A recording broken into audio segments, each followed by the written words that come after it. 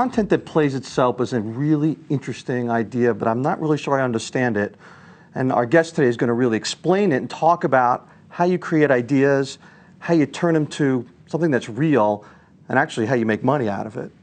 Welcome to Innovation NEO. I'm Steve Brand, Innovation Fellow with Nortech. My guest is Christopher Celeste. Welcome, Christopher. Hi, Steve. It's a pleasure to be here. Real exciting to see you here because, you know, our conversation before we started, it's like your mind is just so expansive. You've got this way of thinking that is quite unique. You have this positive energy and this way of creating a vision around people, products, innovation, and Northeast Ohio that's really exciting to see and really talks to us about what we can do here if we sort of grab onto the brains and the brilliance that is here and turn it into something that makes this area really special. Well, I'm excited about the region. I think there's no limit to what we can accomplish working together. Well, I welcome you here today. You're the founder and CEO, president of Findaway World. Your main product is Playaway at this point. But I want to go back a little bit and talk about, you started off, you went to college at Denison University. You sort of always had your sights on Stanford. You went out to Stanford, studied poli-sci, right? And you know, got the sort of maybe the entrepreneurial bug out there. I did. As I was telling you, it took me 3 tries to get into Stanford, so I was pretty tenacious about getting in. When I applied the 3rd time, I wrote a letter to the admissions dean and said, I hope you don't mistake my tenacity for stupidity, but here I am again applying for a 3rd time. It taught me that you don't just accept failure, you keep moving through. And being out at Stanford in the late 80s as sort of the technology revolution was happening, I think also got into my early DNA. I worked my way through Stanford, had a full-time job as a manager of a little restaurant. So while I was going to school, I was working. So that always felt like the right way to be in motion. Sort of always had this energy in what you were doing. A lot of kids just go to college. Let me finish school. Right. Let me move on. There was always something brewing inside of you for that. Yeah, I think you know, my strength is my impatience, and my weakness is my impatience. And it's one of those things I've come to be self-aware about. Early on, I thought it was just a strength, and everybody else was moving slowly. Now I recognize that it's one of those things you have to temper. But at that stage in my life, I was pretty impatient, trying to do lots of things at once. So besides working at this restaurant and being in Silicon Valley, what else did you do in Palo Alto? I got married. I started having kids, impatient again. I had started a family young, but I was working in the university. I was involved in politics out there. I was working in this small startup business. I actually had a chance to stay in Palo Alto when I graduated, but really felt the desire to come back to Ohio and raise a family in Ohio. So I left Palo Alto behind. Ironically, 15, 20 years later, when we were creating this business and building this product, I went back to Palo Alto to work with iNEO, one of the sort of great industrial design companies. Whose founders came from Barberton, Ohio. That's right, that's right. And so I got a chance to meet them and work with their 3rd partner, Mike Nuttall, and spent a lot of time out in Palo Alto again as we brought this company to life. In another segment, we're going to talk more about actually the creation of the actual product. But I want to go back to you were in Silicon Valley, you made your way back to Ohio, moving to Columbus immediately, correct? That's right. And you got involved in the advertising business. What were you doing there? I did. You know, I grew up in sort of a political environment in which we were involved in a lot of campaigns. And given that I was married, I had my first child at 23 and my last of 3 at 29. I had to make money to feed these children, and my wife isn't that too bad? It is interesting. They still eat as teenagers.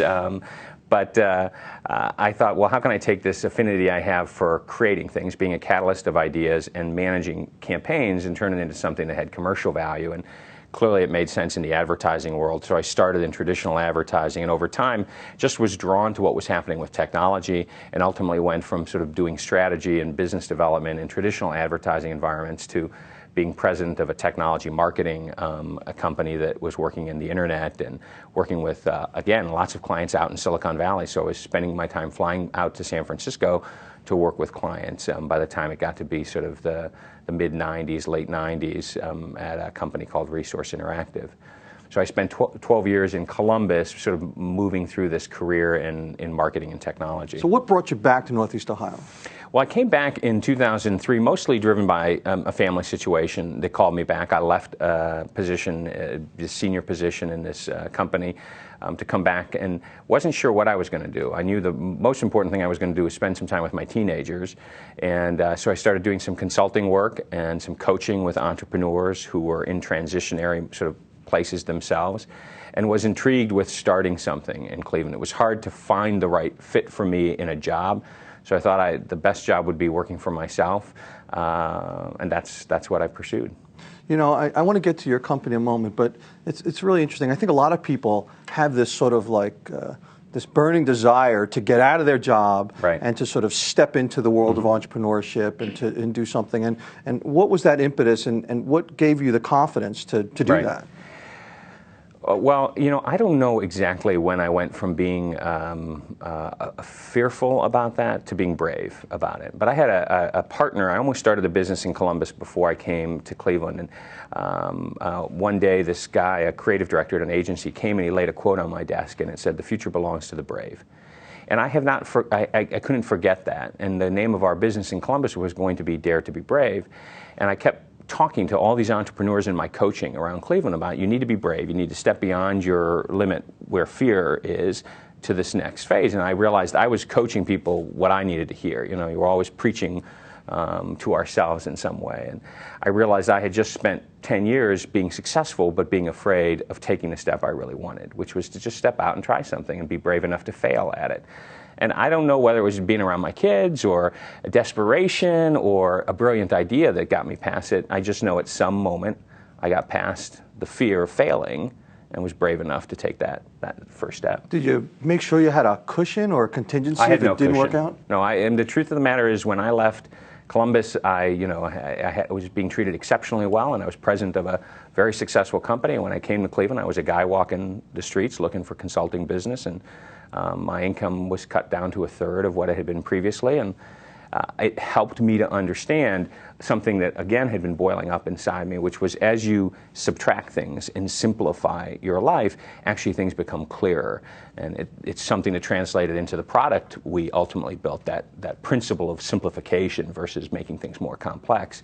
And I think actually what looked like a struggle for me, which was getting rid of things and simplifying and doing with less, actually was a great blessing, because it meant when it came time to take that step, I had less to lose, right? I mean, part of the challenge as you accumulate success over your lifetime is you're fearful of losing it, of looking stupid when you're supposed to be smart, of being poor when you're supposed to be wealthy. All these things we accumulate actually hold us back in some ways, I think. So you think your success is, bravery is one thing, tenacity is another. I think, yes. What other kinds of characteristics for you that led you to the creation of Findaway and where that product is today?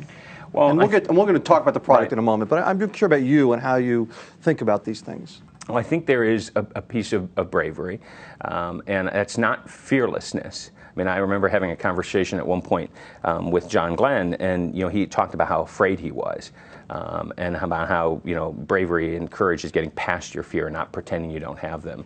So I think that the willingness to own my fear and bravery was clearly one of them. The tenacity, the Stanford three shots, that was always in me, although I didn't really recognize it as such. Suddenly I realized there was a kind of a gravity thing happening where if you talked in a positive way about an idea, people were drawn to that. And that I think my ability to start something ultimately had to do with those three things: the bravery, the tenacity, and some gravity that was being created around kind of an energy around an idea, and just the way I was talking in the marketplace with a couple of other entrepreneurs in town. So it's basically you believing. It's a belief in what you were doing and getting feedback from people and tweaking it. I do. I think there's good entrepreneurs are good storytellers. They can tell a narrative. I like to say that some people look at the sky and they see stars, and other people look at the sky and they see constellations, because they can see the lines between those dots that make them into something bigger than themselves. And I think that's what a good entrepreneur can do. A good entrepreneur can convince you that something's just about to come around that corner. And they can tell it in such a compelling and detailed and clear way that you believe them and you think, I want to be with you when that comes around the corner. This journey from your past into your present is very exciting, very helpful to people who want to see their dream become reality. I'm here with Christopher Celeste. We're talking about Findaway, the Findaway world, which is his company, and Playaway, which is his product right now that's on the market. And we'll talk about what you're doing now in just a moment. This is Innovation NEO, and I'm Steve Brand.